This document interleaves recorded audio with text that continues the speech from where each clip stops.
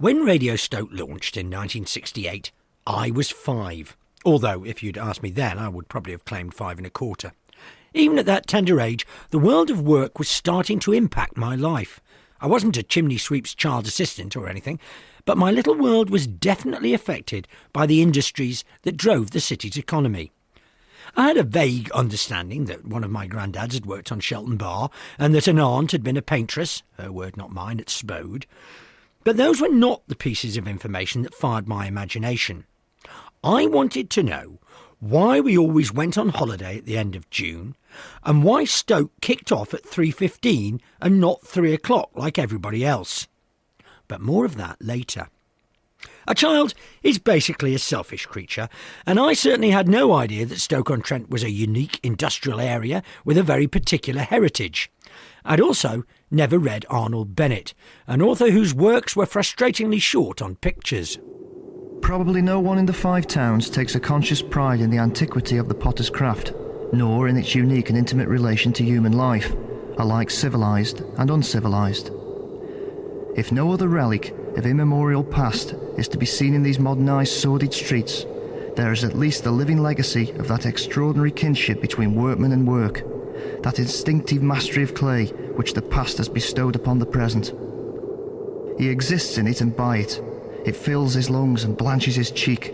It keeps him alive and it kills him. His fingers close round it as round the hand of a friend. He knows all its tricks and aptitudes, when to coax and when to force it, when to rely on it and when to distrust it. A dozen decades of applied science have of course resulted in the interposition of elaborate machinery between the clay and the man. But no great vulgar handcraft has lost less of the human than potting. Clay is always clay. Our industrial history is now the source of much romanticising and nostalgia.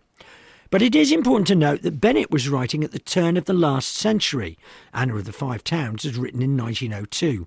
And although much has changed since then, there were still many hundreds, if not thousands, of active kilns in the city in 1968. And the new station had a mission to put the city's history of industry, workers' rights and dissent at the heart of its programming. Last week, I described life and conditions of work in the potteries at the beginning of the century. For the majority of people, life was a constant struggle to find work and avoid the consequences of unemployment and poverty. But even work offered little real security. The pottery industry was suffering from a trade recession. Wages were low and conditions of work frequently appalling. The majority seemed condemned to a life dominated by the dark, satanic potbanks, with little hope for a better future. But rumblings of discontent could be heard beneath the filth and grime. There were some who increasingly came to challenge the society that tolerated people living and working in such conditions. They sought to express this challenge in a variety of ways, through politics, trade unions, or educational activities. Ironically, this historical programme was bang up to date in some ways, as many of the city's pottery workers were facing redundancy, as the industry that gave the area its name seemed to be in terminal decline. Radio Stoke's programming reflected the pessimism of the time, and discussions of pottery factories tended to be conducted in the past tense. Bill, we'll stop here just for a moment on the towpath because we're very close to something that was very characteristic of the landscape in this area. And I think you'd want to say a couple of words about these extraordinary features by the canal side. Oh yes. It is strange how areas get a name applied to a particular industry, but I will think there's very, very few people in Britain who perhaps don't know North Staffordshire by the name the potteries. And the one thing that possibly is the one enduring feature of the landscape is, of course, the classic bottle oven shape, the hovel on the outside of the kiln. Incidentally, a date on the wall, TWT, Thomas Twyford would it be, and the date AD 1891. Yes, very interesting how, again, we mentioned at the very start about the fact as the manufacturers spent a little bit of money in giving some appearance to the front of the factory, they were also not ashamed of putting the name on. Presumably people may argue a bit vain, but it doesn't matter. They were proud of the fact it was their factory, they put it on, and the date and their initials. It's all relative, of course, and the Stoke-on-Trent of the late 60s looked very different from today. It was still recognisably a pottery city. The Stoke City programme of 1967 was called the Ceramic City Clipper, and in 1968 the pot bank still employed over 60,000 people, young and old. Whole families, whole communities shared similar lives centred around the pot banks. Working on a pot bank in those days was no picnic, I tell you. Still, it was not all doom and gloom. We used to have a bit of fun now and again. I remember one day, the head dipper, Mr. Barnes it was, called me over and handed me a bucket. "Go down to the boiler house and get me a bucket of steam," he said. Well, I dashed off all eager to please, not thinking like. But it was only when I got back clutching the empty bucket and saw me workmates killing themselves with laughing, I realised I'd been had. The women seemed to be twice as bad as the men. They used to pull me leg awful, sending me for all kinds of stupid things, and I always seemed to fall for it. There were times when me and my mate Len had to run for our lives. Aye, we had some fun. It was a hard life though, thick with dust and boiling hot in summer, and freezing cold and soaking wet in winter. Your feet were always covered with glaze and soaking wet. We always seemed to be covered in dust and coughing fit to bust. Aye, they were good old days. Ah, the bucket of steam. A classic to go alongside tartan paint and the like. In these days of endless office workers toiling away for faceless firms and lunching in Fountain Square, weather permitting, with lanyards around their necks, it's hard to remember a city where people could tell you where they worked and you'd immediately know what they did. And where there was a population of workers rather than bosses. Bosses like Clarice were in the minority. Authority figures for these ladies on the pots. Used to dread going on the kiln when it was used to say, Clarice is along the warehouse looking on the kiln, and everybody used to be working away their way, wondering who was going to be in trouble, you know. And she'd stand by the clock, you know, you know. Well, you had to be there at 8, and they gave you till like 5 past, and if it was 10 past, then you didn't start work until 9, and you lost an hour. See. Yeah. So, and you had to clock on with your never overall really on. You couldn't go straight in and clock on with your outdoor clothes on. You had to go into the shop, put your overall on, then go and hang your clothes up, then clock on. See, she wasn't paying you to do all that. Like hundreds of other grafters in Stoke-on-Trent, they stuck together at all costs. Alongside the many potteries, we had the massive Shelton Bar, the Pits, the Michelin, and hosts of local businesses and shops, Bratton Dykes, Wristwires and Cables, Blockleys, Huntbatches, Embreys, C&C, all immediately recognisable if you're old enough to remember Tiny Tim and the Singing Ringing Tree. The new radio station and its 11 employees were not enough to arrest the inevitable decline in employment and the disappearance of so many vital employers. Listening to the archive is a depressing ghost train ride of closures, redundancies and industrial disputes. The 62,000 pottery workers of 1968 were 52,000 by 1979, and by 2008, 10,000. On 94.6 FM, on digital and online, this is BBC Radio Stoke. In a statement this morning, the administrator Deloitte said it had been appointed to run the Waterford-Wedgwood Group, which also includes Royal Dalton. 2,000 staff work for the company in the UK. Deloitte says Wedgwood's managers have battled against failing trading conditions as they tried to restructure the business in time to save it. When they looked instead to find a buyer, Deloitte says no firm offer was made, even though there was considerable progress. 600 staff are based at Barlaston, 1,500 in Indonesia, where the company outsources manufacturing. My mate Fraser went to work for Dalton's in Indonesia. Must have been quite a culture shock for him. He'd only been abroad once before, a year earlier, by coach, a week in Lorette de Mar. And even then he left his bag in another mate's house, and in it we found 7 individually wrapped ham sandwiches, marked Monday, Tuesday, Wednesday, Thursday, Friday, Saturday and Sunday. God knows what he took to Indonesia. 1,000 oatcakes, probably. Fraser, of course, was relatively lucky for a short time. Not everyone has his luck, or culinary skill. For workers at the Barlaston factory, it came as a shock, and it turned out to be Radio Stoke that broke the news to them in 2009. How did you find out? Did they tell you? Well, I found out this morning off a friend. A friend rang me, so I didn't know until just when I saw you standing here. And what's the general feeling like for yourself? It's a downer. It's very down. I think everybody feels down, let down. What would the fallout be if this place were to close and all the jobs were to go? Well, it's going to have a knock-on effect everywhere, isn't it? It's not just here, the whole Stoke-on-Trent area. won't just affect Wedgwood, it's all the other little companies we deal with as well. It's just going to be thousands of jobs gone. It wasn't just a case of money, although that dominated. Whole communities were laid waste. Imagine the impact the pit closures had on the mining estates in places like Biddulph.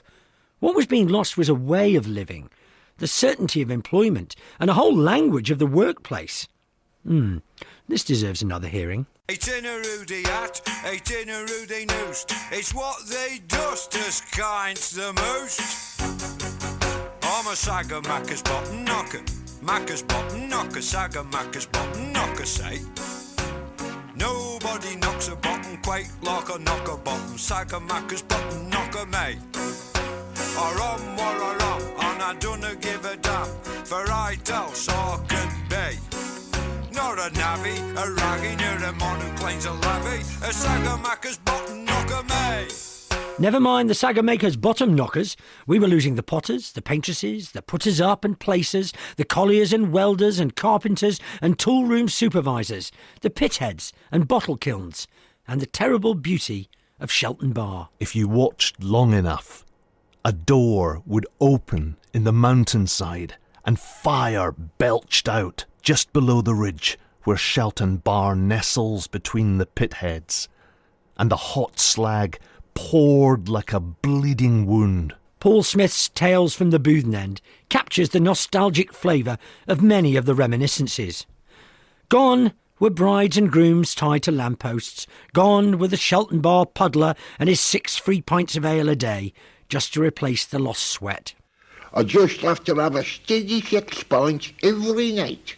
Just a steady 6, no more and no less. I've always been the same for years and years. A steady 6 pints every night as God ever sends. It sends me sleep like a babby. It's better than all the doctor's medicine in the world. I've always been the same since I was a young youth. I've gone out and had me ale, and I've gone home satisfied. As soon as my head touches that pillow, I'm gone. My fare was just the same before me. I used to manage on 3 or 4 though, but they are such bloody power-size these. You want a bucket full before you know you've had a drink. Still, I'll save you again. It must be getting on for 9 o'clock. Time I was having my first pint. If I start at 9, I can just manage 6 pints very nicely before closing. 6 pints, a steady 6, not a drop more. I've always been the same. We just say get now, down the British Legion. I can't abide clubs, all them bloody kids running up and down, and the same committee men stuck year after year, out petted in the same pot. Now give me a pub any time. I tell you what, youth, if it's one of us a drink, and me up and oat cake and a bit of cheese, they could put me in churchyard tomorrow. But after the renting of garments and wringing of hands, the people of the potteries breathed in the fresh air that had eluded their ancestors, put out their washing, and started to claw their way back. Heads held high, we pulled together to help keep our heritage here. Across Staffordshire and Cheshire. Proud of where we live. This is BBC Radio Stoke. And fundraisers are in a race against time to save a rare piece of Wedgwood pottery for Stoke-on-Trent.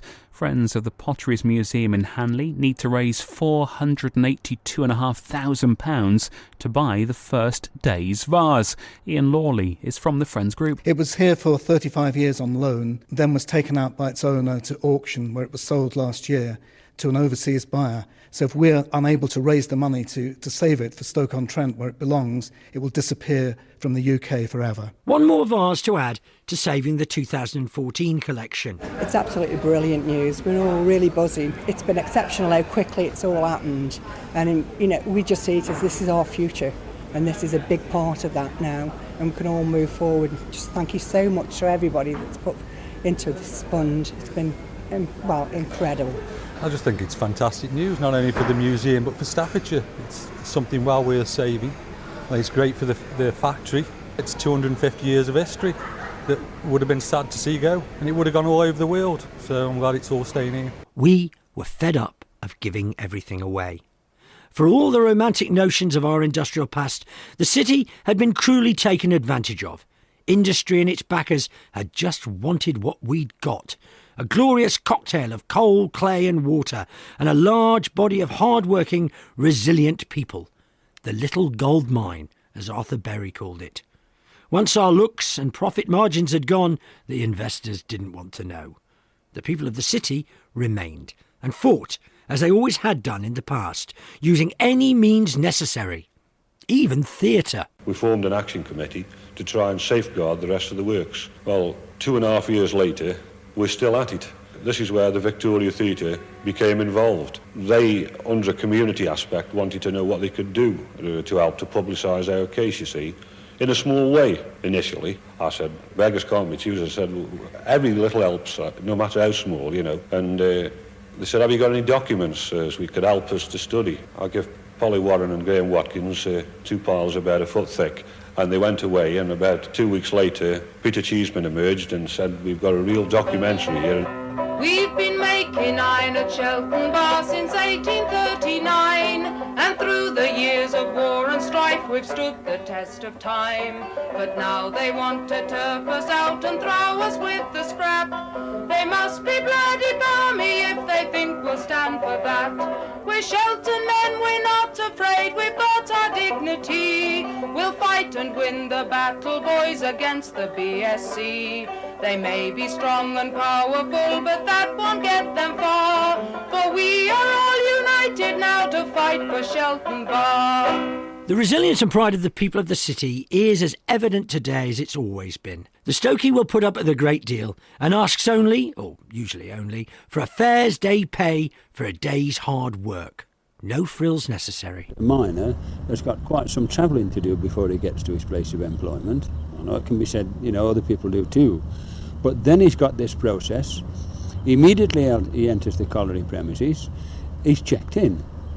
Even before he goes and buys himself a cup of tea, he's got a strip, he's got to go dress him up at the other end in his pit rags. He's then got to collect his powder, his resuscitating equipment, his pit lamp, etc. And then he's got to walk to his pit top. Now, people are not paid for any of this. And the same thing applies at the other end of the shift. Additionally, of course, whilst people in engineering, etc., get the higher benefits for antisocial hours, one must also look at conditions.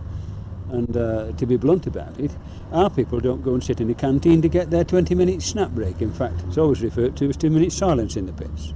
They just simply drop on their haunches wherever they are, have their sandwiches. Neither are they blessed with toilet facilities like other people are. So there's a hell of a lot to take in consideration. It's interesting to note that the 1842 general strike was initiated by the miners of Longton and Hanley, quickly followed by the Potteries riots. Let it not be said that hard work was the problem. Woolstonton was the deepest shaft in Europe, and Chatley Whitfield, Florence and Hemheath regularly set records for production.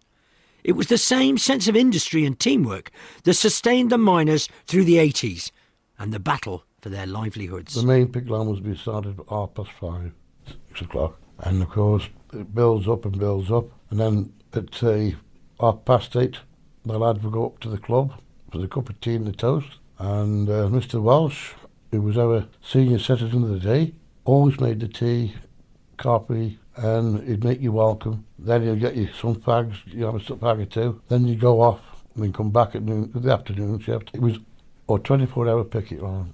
One of my friends, his wife, cut 2 loaves of bread, sandwiches, for everybody, every single day during the strike. And that was an amazing thing for us. And then we about 9:30, we'd sheet off up to Cobridge to a little butty shop, and he'd give us a load of bacon, sausage, eggs, and then we'd have a meal off them, And the camaraderie between the people on strike was fantastic, Nobody got us down or anything like that. The police tried, but it was a job, we had to do it. And I know for a fact that some of the policemen weren't policemen, they were military. When we were there at Oldridge, we were trying to stop the wagons coming and take the coal out, which was part of the strike, and I was one of the people that had to talk to the drivers. I heard my mate say, "I think that's my brother there," and he went up to the policeman, so-called policeman, and it was his brother. And his brother was in the army. George Cairns, John Lockett and Nobby Clark there. Those of us that remember the strike are easily transported back to the violence, heartache and anger transmitted on the news every night for what seemed like an eternity. Survival versus principle was played out daily under the eyes of an unsympathetic government. They wouldn't go through a picket line, they go through the back door, because the perimeter of the Soda Colliery side is vast, and there's other ways you can get in, and we could not picket all the fencing. There was only 2 answers we could do, well 3 areas, sorry. But men would go back to work, under edges, over fencing, even in car boots. And I'd say to them men at that time, if you want to go back to work through a picket line. Don't go through the back door. When they found out who they were, it was a lot of anger. The attentions of the world turned to the city of Stoke-on-Trent and others like it. BBC Radio Stoke, it's 12:30. The leader of the Labour Party, Neil Kinnock, was in Stoke-on-Trent last night, where he addressed a miners' rally, along with the Mine Workers' Union President, Arthur Scargill. We're asking for an industry that produces the cheapest deep mine coal in the world to be allowed to continue to produce it. We're asking that miners who are the most skilled of any mining industry in the world be allowed to continue to work. We're asking that instead of having 3,000 police suggesting they're defending one man's right to go through a picket line and defend his job, why don't we use those police to defend the 20,000 jobs threatened by Ian McGregor? In 1985, long before Gareth Malone was scouring the country looking for likely choirs, the North Staff's Miners' Wives Action Group sang a song of defiance. We are women, we are strong, we are fighting for our lives, side by side with our men, who work the nation's mines, united by the struggle, united by the past, and it's here we go, for the women of the working class, and it's here we go, for the women of the working class.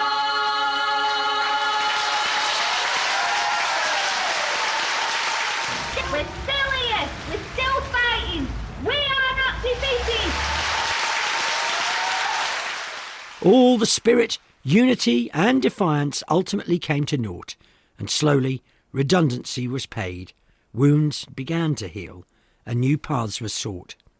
For many, the search for new employment was a kind of torture, with knowledge, skill and pride pushed aside, and the jobs they yearned for, remember, weren't exactly cushy. I was a haulage lad. That meant I literally, like a donkey, you pulled steel girders and rings with this piece of old conveyor belt over your shoulder, pulling them along. I mean, like a pack animal, really. And that was the lowest of the low. Then you climbed the hierarchy until you came to the top, really, and that was a collier. When I went down the pit, I didn't know what they did.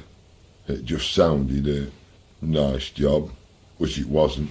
Sounded a well-paid job, which it wasn't. I mean, the first face I worked on, that was all pick and shovel. It was a stent face where you had 10 yards of coal and you had to shift it. Many found new exciting opportunities, while others took what they could get. Not all, of course, and I well remember my friend David telling me of a fella in his job club who would only consider employment hunting Nazi war criminals. A big ask in Shelton. One of the unusual results of these changing work patterns was a shift in the social mix.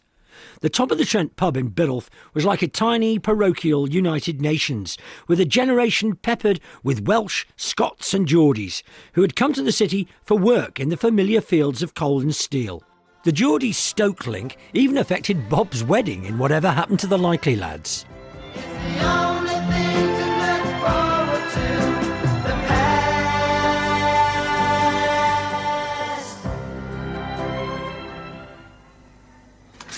Well, quite frankly, I don't think the church is going to be big enough. We've had so many yeses. I mean, we've invited 150. Well, you've got to, haven't you? But we're banked on several not being able to come. I was hoping there was some in particular would say no, especially all that clan of your father's from Stoke-on-Trent. Accents so familiar to me, but which will be slowly lost to the voices of their Stokey children. Gradually, as these voices disappear, some other things are coming back. The canals were once the city's lifeblood. Carry anything from Western Point and Runcorn and Manchester to potteries, clay, stone, flints, china stone, anything is just going for the pot banks. Used to deliver it all over potteries. They had a wharf at Tunstall, then they had a dockyard at Middleport, and then they had the big wharf at Burslem. Used to go up the canal at Burslem, past the co-op, across Macoloni. They used to have one at Etruria.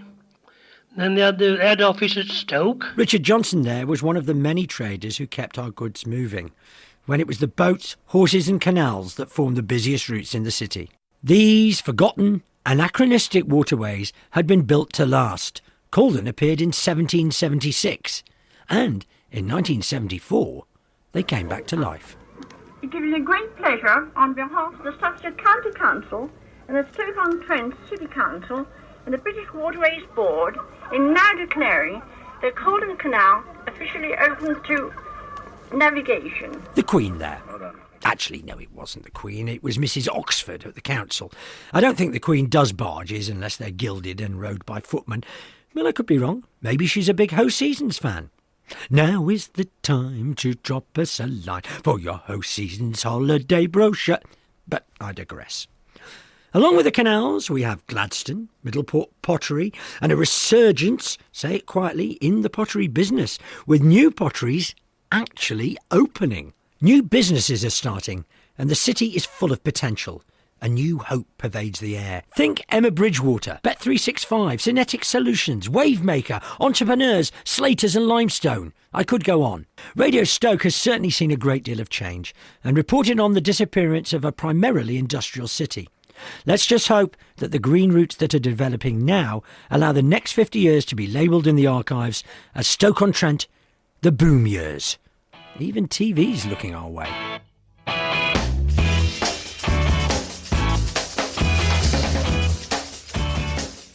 If we don't move into Stoke in the next 5 or 10 years, we're going to lose a whole generation of skill set that worked in the potteries back in the day, and that for me was incredibly vital to start a business in Stoke-on-Trent. And you know, the history of Stoke and ceramics is well, it's very, very well known. Obviously, for us, you know, made in England and made in Stoke would be an incredible achievement. See? Even the over-emotional great pottery throwdown judge, Keith, agrees. Made in Stoke is a premium brand. As for myself, well, 50 years haven't really provided me with any more insights into the workings of business, but I cling to my knowledge of why we went on holiday at the end of June and why Stoke kicked off at 3:15. Obviously, the holiday was Potter's Fortnight, when the city ground to a halt. And Stoke kicked off at 3:15 because the Michelin shift finished at 3 and it allowed the employees to get in for kick-off. 2 pieces of information now lost in a changing world. Just like so much of the world of work.